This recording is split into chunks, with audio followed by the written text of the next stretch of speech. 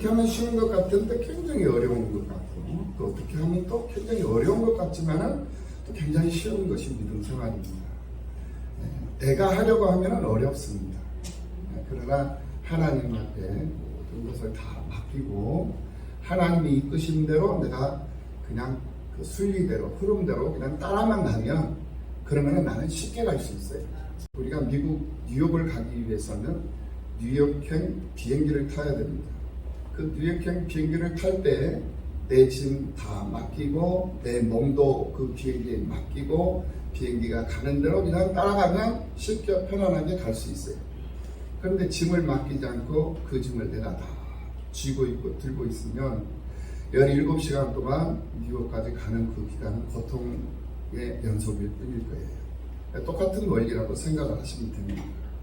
우리 천국행 비행 티켓을 우리가 부여받고 천국을 향해서 가고 있는 존재는 바로 오늘 믿음으로 사는 오늘 우리들인 줄로 믿습니다. 내가 천국을 향해서 가는데 내 짐 내가 붙잡고 있으면은 그 가는 기간 동안 너무나도 힘이 든 거예요. 근데 그 내 짐을 주님 앞에 다 맡겨놓고 나는 하나님 바라보며 하나님 즐거워하면서 기뻐하면서 하나님 나라 향해 삶을 살아가면 그 삶의 기쁨이 거기에 있고 그 삶의 영광이 그에게 임하신다라는 사실을 믿으시고 하나님 앞에 다 맡기는 자의 삶을 살아가는 여러분들의 삶이 되시기를 예수님의 이름으로 축원합니다. 우리는 지금 매주 주일 아침에 사무엘상 말씀을 배경으로 함께 은혜를 나누고 있습니다. 지난 시간에 우리가 사무엘상 9장 말씀을 통해서 사람의 부르짖음, 사람들이 부르짖는 그 말도 하나님은 귀히 여기셔서 그 말을 들어주시는 하나님이시라는 사실을 알게 되었어요.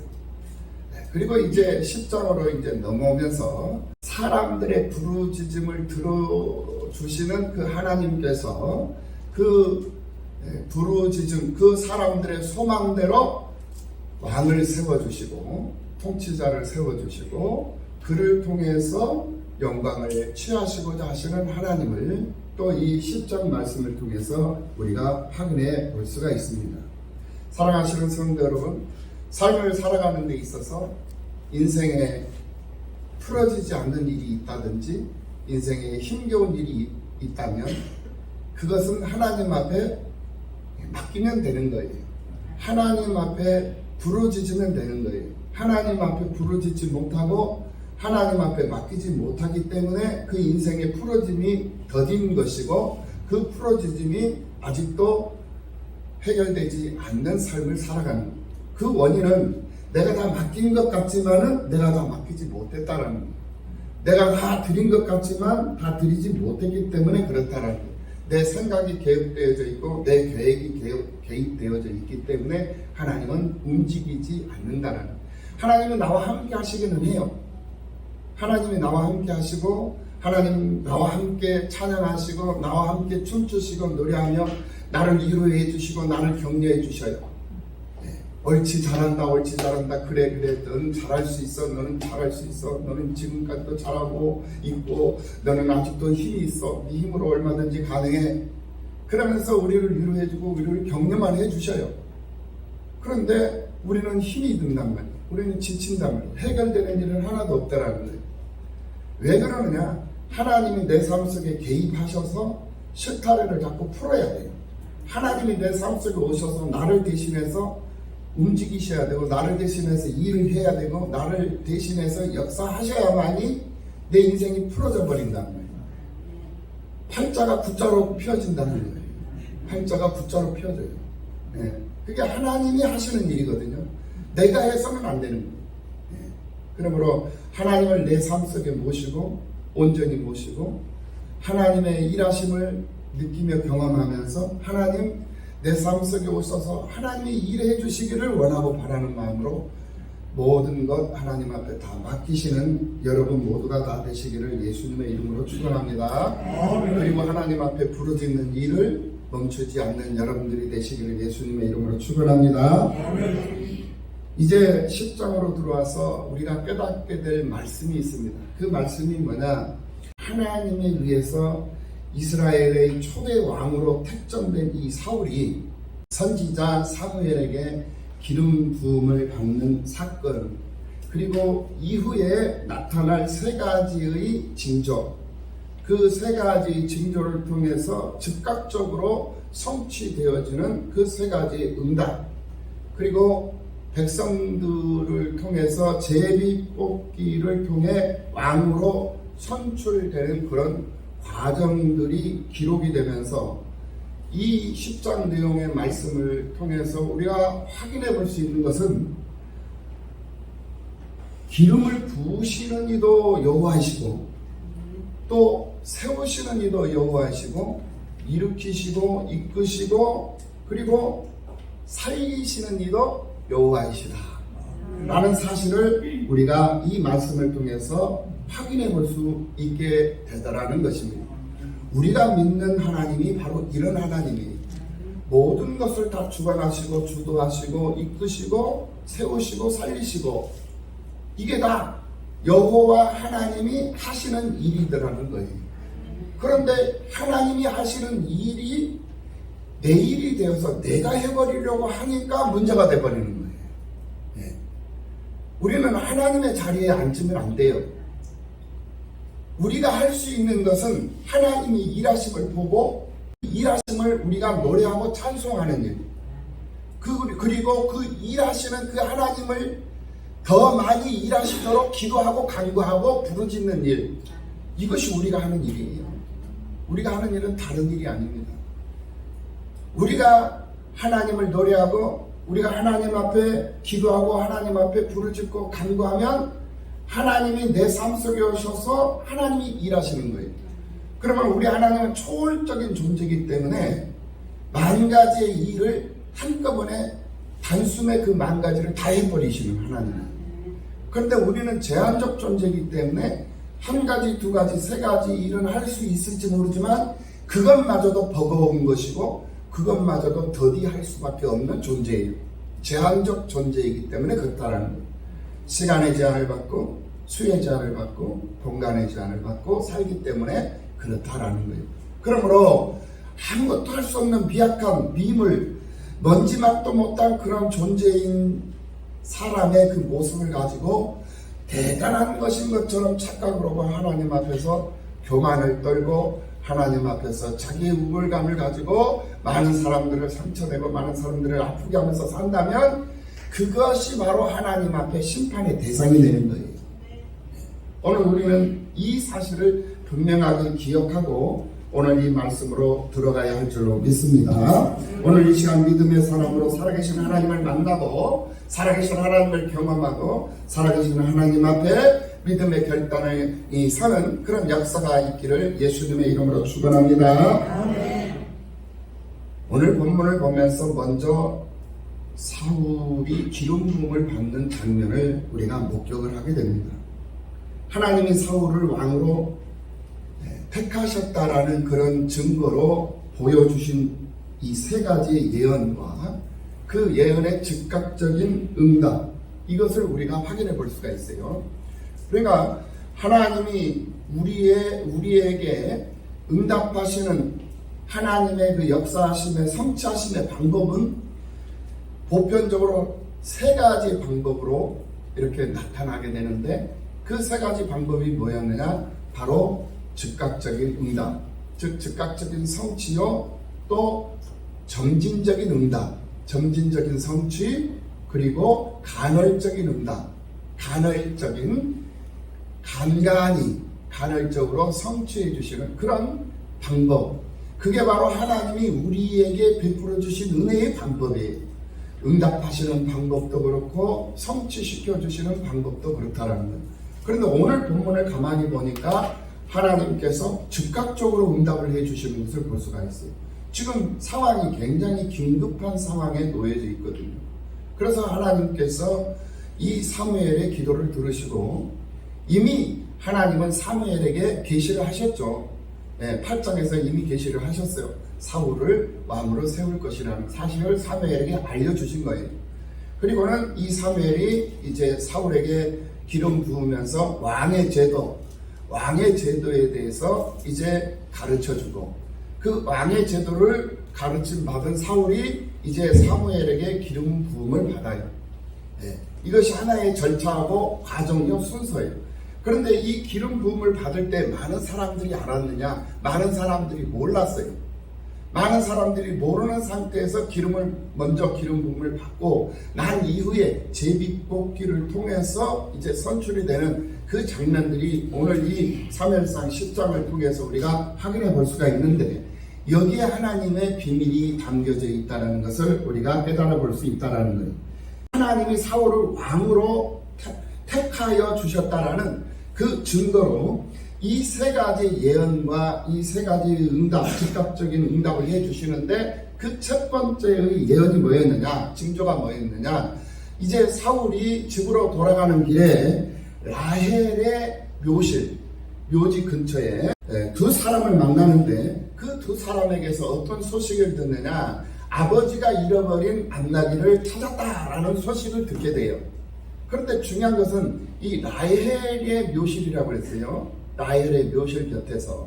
이 라헬이 어떤 사람입니까? 바로 야곱의 사랑받는 아내였다라는 거예요. 예. 그래서 창세기를 보면은 이 라헬이 정말 베냐민을 낳으면서, 베냐민이라는 이 아들을 낳으면서 죽어요. 아들을 낳고 죽는단 말입니다. 이게 라헬의 슬픔이에요. 그리고는 이 마지막 이제 야곱의 12아들 중에 마지막 아들 아니겠습니까? 이 아들을 낳고 이제 야곱의 아내 이 라헬이 죽어요. 얼마나 한이 맺혔겠습니까?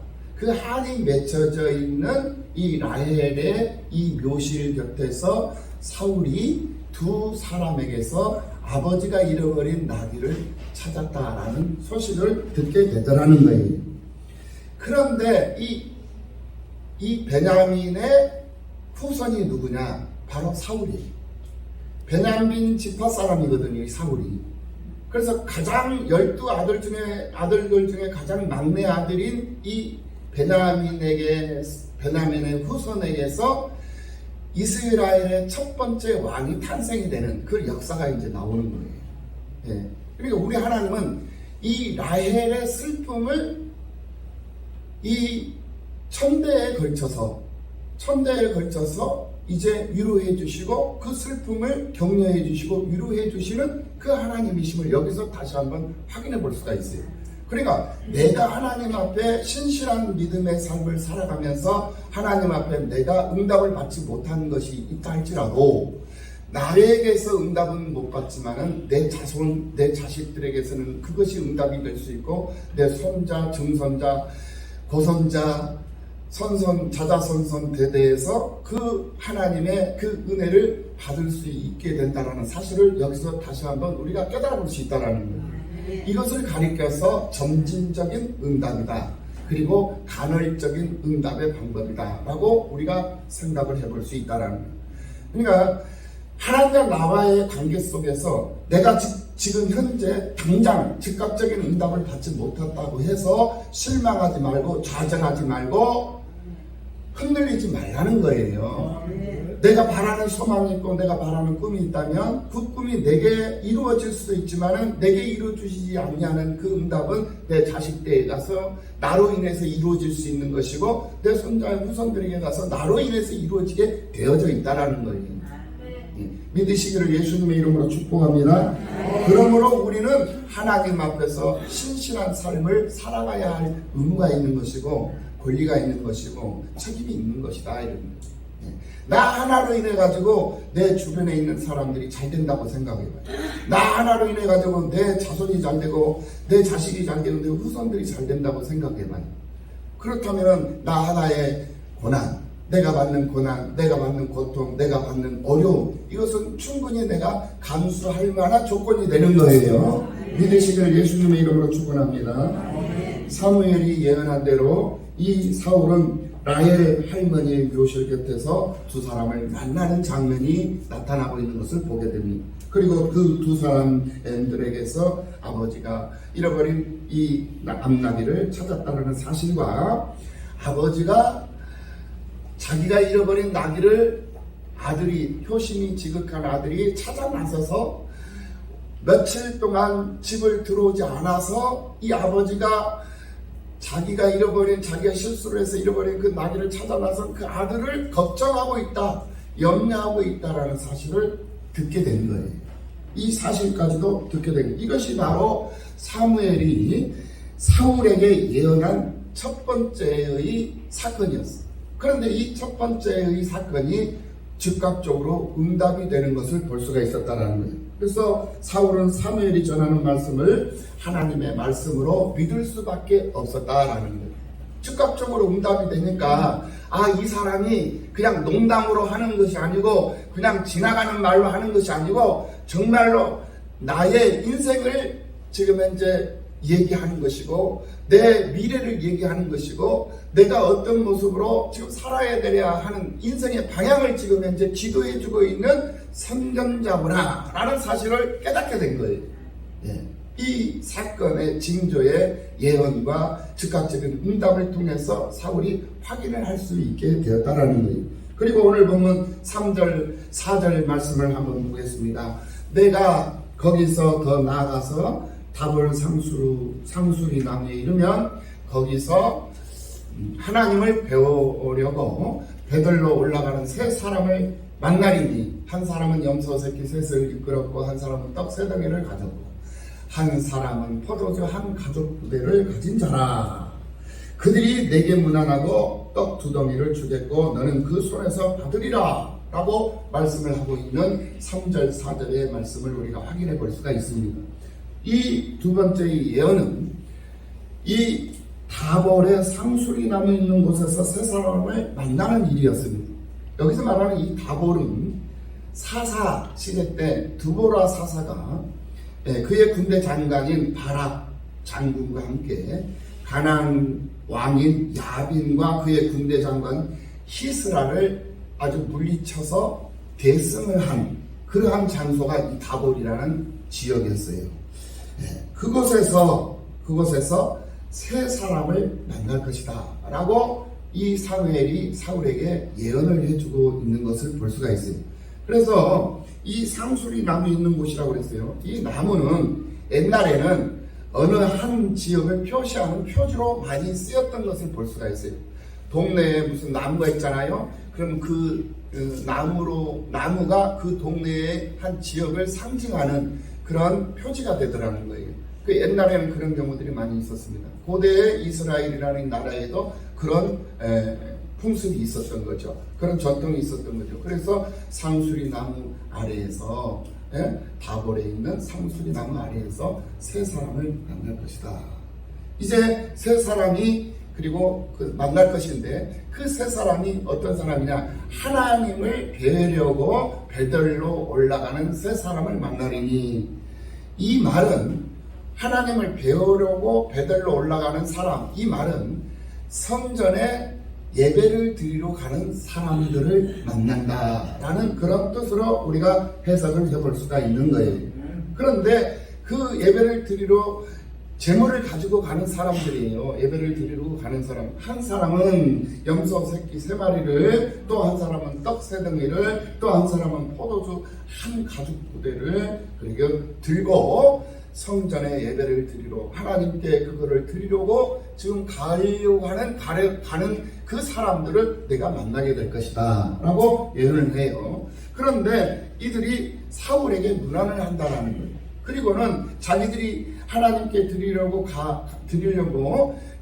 준비했던 그 물품들을, 제물들을 사울에게 준다라는 거예요. 사울에게 일부를 사울에게 건네주더라는 거예요. 이거는 뭐냐면은 옛날에는 왕이 계시는 곳을 지나갈 때 그 왕에게 자기가 가지고 있는 예물을 다 드리고 지나가야만이 갈 수가 있었어요.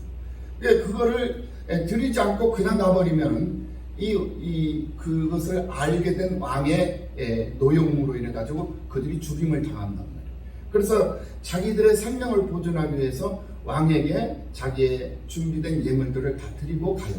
그런데 오늘 이 본문에서도 그 예물을 준비한 예물을 일부를 이 다윗에게 줬어요. 이 사람들이 다윗이 지금 이제 왕으로 기름 부음을 받았는지 안 받았는지 모르는 상태에 있잖아요. 아무도 몰라요. 기름 부음을 받았는데 왕으로 기름 부음을 받았지만은 사람들이 지금 이제 모르고 있는 상황이라는 거예요. 그런 상황 속에서 이 사울을 상술이 나온 밑에서 이 세 사람이 만난 거예요. 그 만난 이 세 사람들이 그냥 지나가면 되는데 이 사람이 왕이라는 것을 알고 있기 때문에 자신이 가지고 있는 예물의 일부를 드리고 지나가더라는 거예요. 이것을 우리가 확인해 볼 수가 있는데, 이것 또한 이 사무엘의 예언이, 두 번째 예언이 성취되는 것을, 응답이 되는 것을 우리가 여기서 확인해 볼 수가 있는 것이죠. 그래서 사울은 이제 여호와 하나님께서 자신을 부르시고 선견자 이 사무엘을 통해서 기름 부어 주셨음을 이제는 부인할 수 없게 되고 말았다라는 거예요.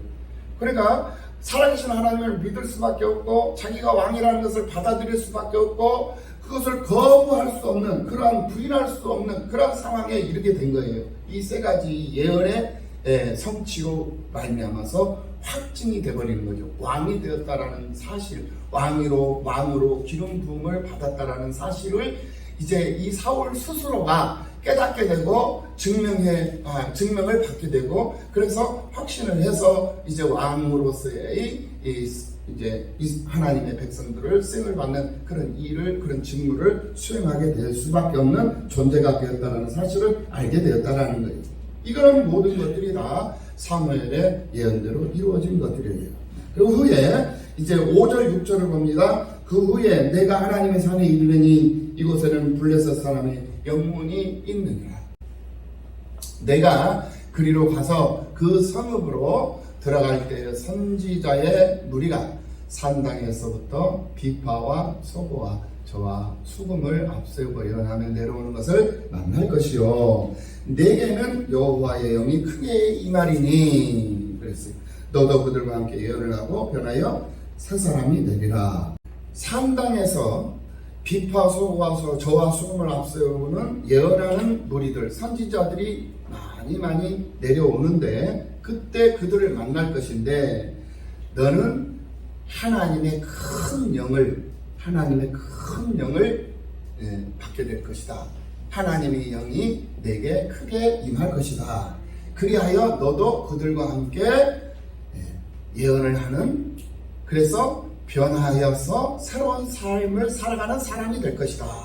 이렇게 예언을 하고 있는 것을 볼 수가 있어요. 사울에게 예언된 이 세 번째 이 예언은 자신에게 여호와의 영이 크게 임하여서 그들과 함께 예언하고 변화의 새 사람이 될 것이라는 그런 예언이었는데요.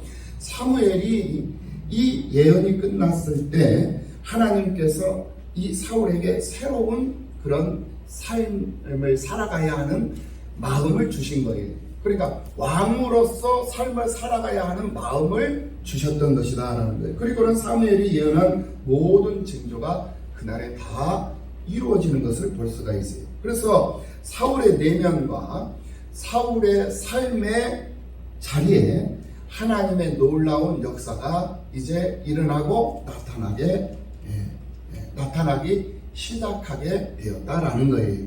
그래서 하나님께서 사울의 마음을 바꾸셨고 그에게 하나님의 큰 특별한 영이 내리셨고 예언자들과 함께 예언을 함으로 사울을 본 사람들이 뭐라고 얘기를 했느냐, 기스의 아들에게 무슨 일이 일어났느냐, 사울도 선지자들 중에 있느냐, 그들의 아버지가 누구냐 하면서 서로 설왕설래하는 그러한 일들이 일어났던 것을 우리가 본문을 통해서 확인해 볼 수가 있어요.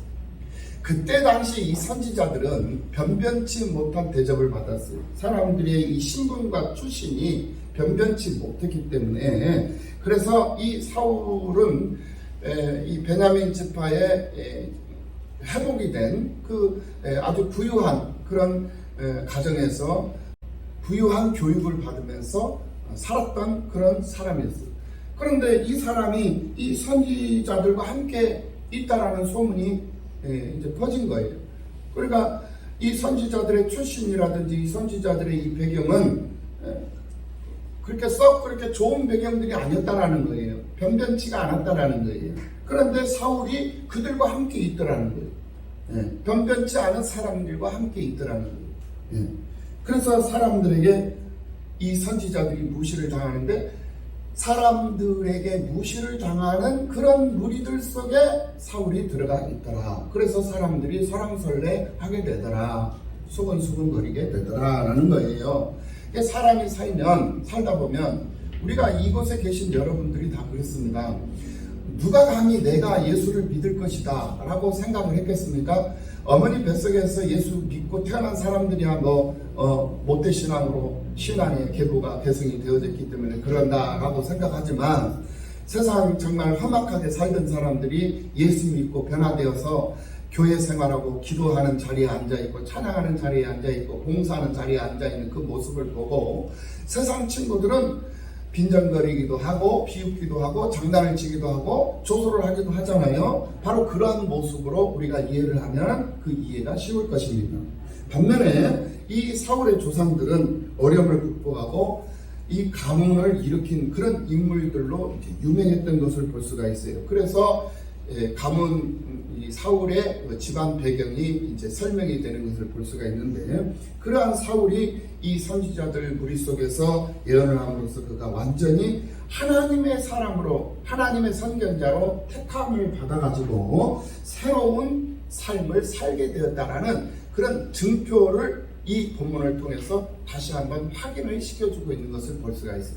그러니까 이제 사울이 이스라엘의 초대 왕이요, 사람들의 요구에 의해서 하나님이 그 요구를 들어주심으로써 이스라엘의 초대 왕으로 세워지는데, 그 또한 진짜 이스라엘 백성들의 진짜 왕이었다, 정말로 진실한 왕이었다, 이것을 증명해 보이는 거예요. 그래서 첫 번째 징조를 통해서 예언의 성취됨을 보여주심으로 해서 사울이 진짜 왕이요, 두 번째 징조를 통해서 예언 성취를 통해서 또 한 번 더 확인을 시켜주죠. 세 번째 징조를 통해서 또 한 번 더 확인을, 세 번씩이나 이 사울이 이스라엘의 첫 왕이라는 사실을 말씀을 통해서, 징조를 통해서 확인해 주고 있다는 거예요. 이처럼 하나님의 이 계획하심과 일하심은 철저한 준비와 철저한 계획 속에서 이루어지고 또 이끌어 가시는 그런 하나님의 섭리라는 것을 우리가 알 수가 있어요. 그러니까 우리가 우연히 이 자리에 앉아 있는 게 아니에요. 하나님이 나를 그냥 우연히 예수 믿게 해서 우연히 교회 생활하게 하고 믿음 생활하게 하고 이게 아니라는 거예요. 하나님을 알게 하고 하나님을 느끼게 하고 하나님을 경험하게 하고 하나님 앞에 쓰임 받으면서 하나님 앞에 시간을 드리고 젊음을 드리고 힘을 드리고 재능을 드리고 물질을 드리면서 하나님 앞에 쓰임 받으면서 내가 지금 살고 있는 이 모습들이 그냥 있는 게 아니라는 거예요. 하나님의 철저한 계획 속에 진행되고 있는 하나의 인생 스토리가 바로 이 모습이, 그 스토리 속에 지금 현재 담겨져 있는 그 장면 속에 담겨져 있는 그 모습이 지금 오늘 이 내 모습이다라는 이 사실을 여러분들 믿으시고 하나님께 영광을 돌리는 모두가 받으시기를 예수님의 이름으로 축원합니다. 중요한 것은 뭐냐면은, 처음 이렇게 사울 왕이 지금 현재 하나님의 사랑을 받고 사무엘, 주의 종 사무엘에게 기름 받으면서 사무엘에게 친절한 안내를 받고 그러면서 아주 순수한 믿음으로 이제 왕직을 수행하기 위한 첫 출발을 내딛는 것을 볼 수가 있어요. 근데 중요한 것이 뭐냐면은 이 첫 믿음이 희석이 되어버리는 것이 문제가. 처음 가졌던 믿음, 처음 가졌던 사랑이 이제는 잃어버린 사랑이 되어버리고, 그 믿음이 이제는 거짓 믿음이 되어버리고, 이제는 병든 믿음이 되어버리고, 그 믿음이 쓸모없는 그 믿음이 되어버리는 것이 문제가 되어버린다는 거예요. 이제 시작은 지금 현재 아주 합격이에요. 100점짜리 시작이에요. 이 사울왕의 이 왕정 정치를 시작하는 이 첫 단계는 아주 훌륭한 단계였다는 말이에요. 하나님이 기뻐하시고 또 많은 사람들이 기뻐하고 또 많은 사람들이 축복해주는 그러한 시작이었다는 거예요. 그런데 얼마 가지 못해서 이 사울왕은 이제 경거망동한 그런 행동으로 자신의 페이스를 잃어버려요.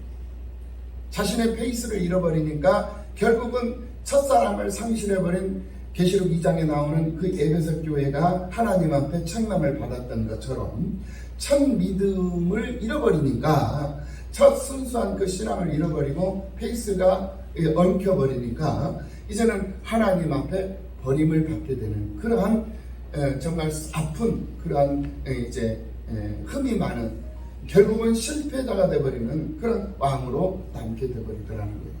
오늘 우리들도 그렇습니다. 하나님이 나를 존귀히 여기셨어요. 하나님이 나를 얼마나 귀히 여기셨습니까? 그래서 나를 믿음의 사람으로 구별해 주신 거예요.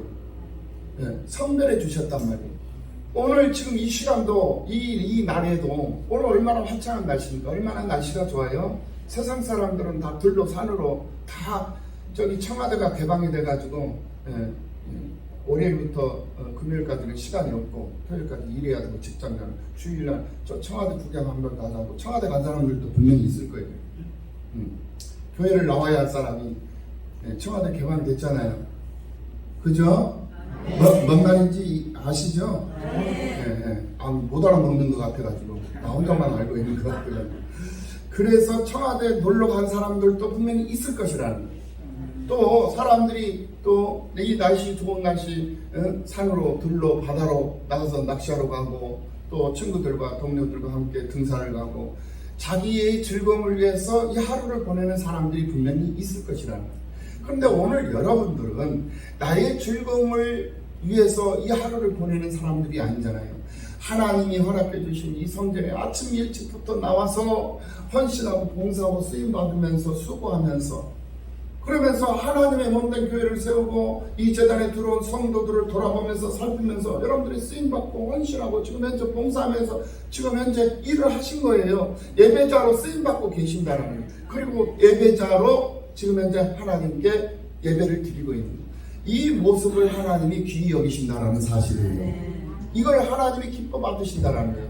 이것을 하나님이 받으셨으면 하나님은 공짜 좋아하시잖아요. 받으셨으면 받은 걸로 끝나지 않아요. 이 정성을 받으셨고 이 수고를 받으셨고 이 헌신을 받으셨어요. 우리 하나님이 받으신 하나님은 30배, 60배, 100배, 1000배, 만배로 갚아주신다니까요. 돌려주신다니까요. 이게 우리 하나님이라는 거예요. 이 하나님을 만나는 여러분들이 되시기를 예수님의 이름으로 축복합니다. 이 하나님을 우리가 만나야 돼요. 이 하나님을 붙잡고 우리가 믿음으로 살아야 된다는 거예요. 그냥 내 곁에 계시는 하나님, 그냥 나와 함께 하시는 하나님, 이것으로 끝나면 안 된다라는 거예요. 내가 힘들고 내가 지쳐서 쓰러지면 나를 업고 가시는 하나님을 만나라는 거예요. 나를 업고 가시는 하나님을 내가 붙잡고 가라는 거예요.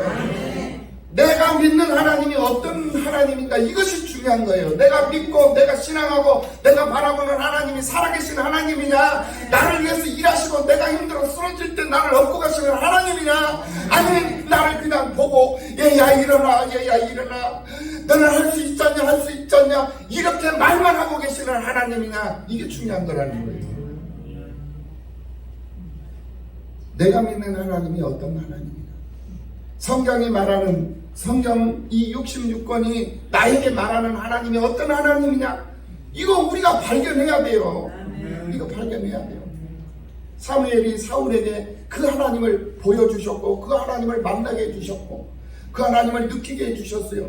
그리고는 왕의 제비뽑기에서 처음에는 기름 부음 두었고 두 번째는 백성들 미스바로 다 모여라 해가지고 미스바에서 제비뽑기 해가지고는 선출되게 만든 거예요. 이게 다 하나님의 계획 속에서 이루어졌던 일들이에요. 근데 사람들은 몰라요. 사람들은 모른다니까. 여러분들이 예수 믿고 집사가 되고 권사가 되고 장로가 되고 목사가 되고 전도사가 되고, 이거 사람들은 꿈에도 생각을 못하는 일들이요. 몰라 사람들은. 그런데 하나님의 계획 속에 여러분들이 다 지금 이제 들어와서 지금 현재 쓰임을 받고 있는 거예요. 이것이 귀한 것인 줄로 믿습니다. 이 믿음을 하나님이 기뻐하신다라는 거예요. 이 믿음을 하나님이 원하신다라는 거예요.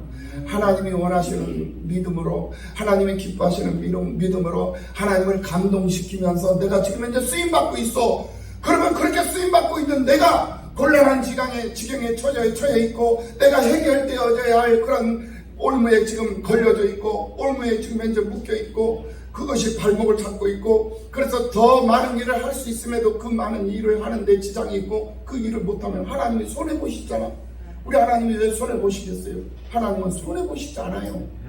그럼 어떻게 하시겠어? 그 올무를 내게서 벗겨주시고 그 족쇄를 내게서 열어주시고 풀어주시고 마음껏 날 수 있게 하나님 만들어주시고 마음껏 달리고 마음껏 뛰고 마음껏 움직이고 마음껏 일할 수 있게끔 하나님 풀어주신단 말이에요. 왜? 자기를 위해서 일하시고 자기를 위해서 자기를 노래하고 자기를 찬송하고 자기를 즐거워하면서 사는 그 사람을 하나님이 왜 가만히 내버려 두겠느냐 말이에요. 얼마든지 일할 수 있게끔 물질의 축복, 물권을 열어주시고 또 인권도 열어주시고 영권도 열어주신다.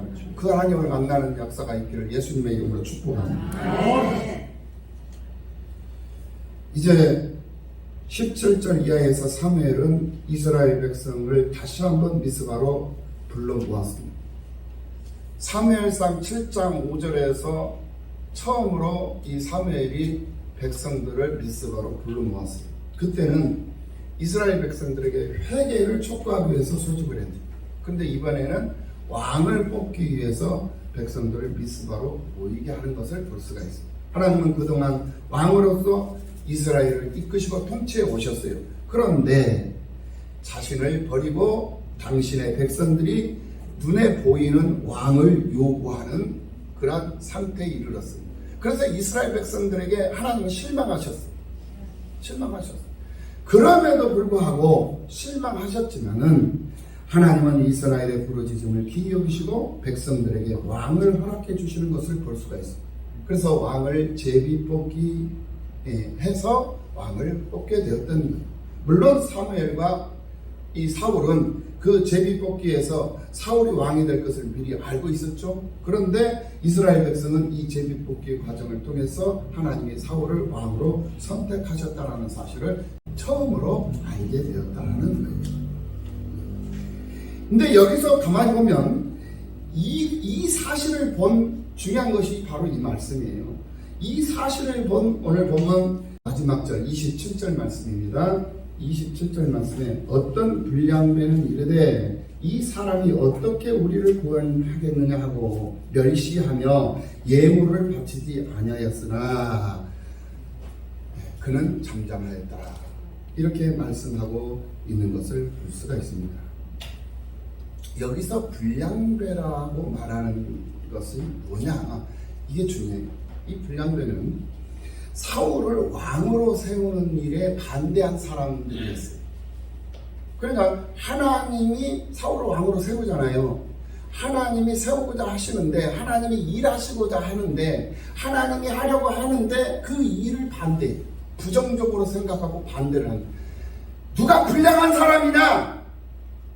부정적인 사람, 부정적인 생각, 부정적인 말, 부정적인 말을 하는 사람이 불량한 사람이고, 부정적인 생각을 하는 사람들이 불량한 사람이고, 불신하는 사람들, 반대하는 사람들이 다 불량한 사람들이 되는 거예요. 오늘 이 본문에서 불량배는 이르되 사울이 왕됨을 반대하고 사울이 왕됨을 탐탁지 않게 생각했어요. 사울이 왕됨을 시기한 거예요. 질투를 한 거예요. 그래서 부정적인 얘기를 빈정거리고 부정적인 말을 하면서 그렇게 지금 현재 존재하고 있는 이 사람들을 성경은 불량배라고 합니다. 여러분들은 불량배가 되어서는 아니 될 줄로 믿습니다. 우리가 불량배가 되면 안 돼요. 우리는 선한 사람들이 되어야 하는 줄로 믿습니다. 어떤 사람이 선한 사람들이냐? 긍정적인 생각. 이런 환경, 저런 환경, 다 이런 환경도 하나님 감사, 저런 환경도 아버지 감사, 이래서 감사, 저래서 감사. 그러면서 늘 감사하면서 늘 긍정적인 그런 신앙, 마음가짐으로 그렇게 해서 잘해보려고, 그렇게 해서 하나님의 숲을 이루는데 힘써보려고, 애써보려고 쏘가. 그러면서 쓰임 받으면서 살면 그곳에 기쁨이 있고 즐거움이 있고 행복이 있는 거예요. 그런데 그게 이래서 감사, 저래 이래서 불만 저래서 불만 사사건건 불평불만 투덜투덜 이 상황이 와버리면 세상적인 말로 하면 재수따가리가 없는 것이 되어버려요. 김새버리는 거예요. 이래서는 안 된다는 거예요. 이래도 감사 저래도 감사해야 된다니까. 그런데 이래도 불평 저래도 불평 이래도 불만 저래도 불만. 그래서 그 사람들이 바로 불량배가 되어버립니다. 우리는 선한 사람이 되어야 될 줄로 믿습니다. 불량배가 되어서는 안 된다는 거예요. 사람들은 뭔가 보이는 형상을 원해. 그래서 이방 나라들이 섬기는 형상의 신들을 보고 그토록 하나님이 싫어하는 우상 숭배에 빠져서 결국 나라가 멸망하고 바벨론 포로가 되어서 귀한 백성들이 포로로 잡혀가요. 노예 생활을 해요. 그 이유가 뭐냐? 하나님의 뜻을 따라 살지 않냐고 자기의 뜻을 따라 자기의 생각을 관철을 시키고 그것이 하나님의 뜻인 것처럼 밀고 나가버리니까 결국은 패망의 원인이 되어버려요. 결국은 노예 생활을 하게 돼요. 본인만 노예 생활을 하는 게 아니요, 자손 대대로 천년의 노예 생활을, 천년 동안 노예 생활을 하는 거예요. 그게 누구의 죄의 전이에요? 아버지의 죄 때문에 그런 거예요. 아버지 죄 때문에 자식이 힘들어하고 자식이 고통을 받아. 아버지 죄 때문에, 내 죄 때문에 내 자식이 고통을 받는다고 생각해봐요. 그게 되겠어요? 안 되는 일이에요. 차라리 내가 고통받고 말지 내 자식까지 고통받게 하면 안 되잖아요. 그러려면 어떻게 해야 돼요? 하나님의 말씀대로 살아나는 거예요. 불량배가 되지 말라는 거예요. 그러면 문제는 해결됩니다. 오늘 사무엘상 10장을 통해서 우리가 확인하고 깨달아 볼 수 있는 내용이 바로 오늘 이 내용의 말씀이었습니다. 히브리서 11장을 보면 육의 눈으로 보이지 않는 하나님을 보이는 것처럼 하나님의 말씀을 신뢰하고 순종하는 믿음이 하나님을 기쁘시게 하고 그 믿음이 구원에 이르게 한다고 분명히 말씀하고 있는 것을 볼 수가 있습니다. 특별히 3절 말씀에서 믿음으로 모든 세계가 하나님의 말씀으로 지어진 줄 아나니 라고 말씀하고 있는 것을 볼 수가 있습니다. 눈앞에 보이는 것에 마음을 빼앗기지 마시고 보이지 않는 수, 우리가 바둑을 두고 장기를 둘 때 한 수, 두 수를 보면 눈에 다 보이죠. 그런데 세 수, 네 수는 눈에 안 보여요. 눈에 보이지 않는 세 수, 네 수, 다섯 수를 볼 수 있는 그런 영안이 깊고 넓고 먼 곳을 볼 수 있는 영안을 가지고 믿음으로 승리하는 그런 믿음의 사람들로 부족함이 없는 여러분들이 되시기를 예수님의 이름으로 축원합니다. 기도하시겠습니다. 하나님